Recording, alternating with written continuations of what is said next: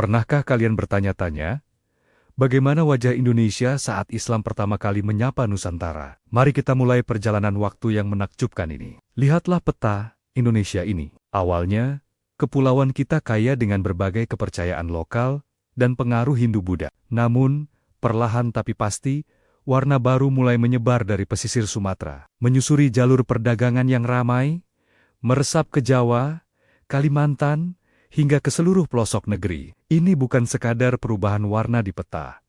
Ini adalah kisah perjumpaan budaya, akulturasi, dan lahirnya sebuah peradaban baru yang unik. Kisah ini membawa kita ke Demak, Jawa Tengah.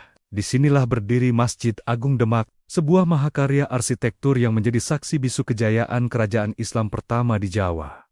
Atapnya yang bertingkat atau tumpang adalah contoh sempurna bagaimana arsitektur pra-Islam berpadu harmonis dengan ajaran baru. Konon, salah satu tiang utamanya, yang dikenal sebagai Saka Tatal, dibuat dari serpihan-serpihan kayu oleh Sunan Kalijaga. Ini adalah simbol persatuan dan gotong royong para wali songo dalam menyebarkan Islam dengan damai dan bijaksana. Masjid ini bukan hanya tempat ibadah, tapi juga pusat peradaban dan ilmu pengetahuan pada masanya. Sekarang, mari kita terbang ke ujung barat Indonesia, ke Serambi Mekah, Aceh. Di sini, dengan gagah berdiri Masjid Raya Baitur Rahman. Sejarahnya penuh dengan perjuangan dan ketangguhan. Lihatlah kemegahan kubah hitamnya yang ikonik dan minara meneronnya yang menjulang. Masjid ini pernah dibakar oleh penjajah Belanda, namun dibangun kembali dengan lebih megah, menjadi simbol perlawanan dan semangat rakyat Aceh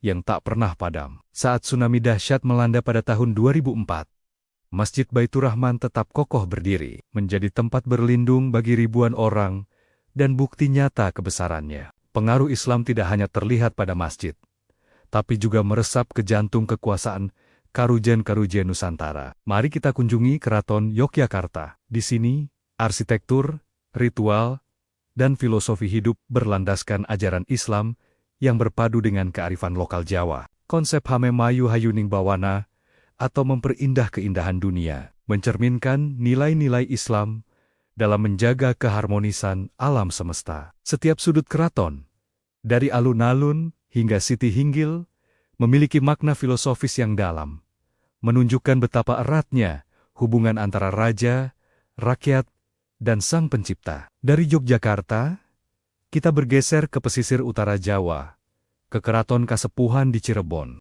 Keraton ini adalah bukti nyata perpaduan budaya yang luar biasa. Lihatlah arsitekturnya, ada sentuhan Jawa, Sunda, Cina, Eropa, dan tentu saja Islam.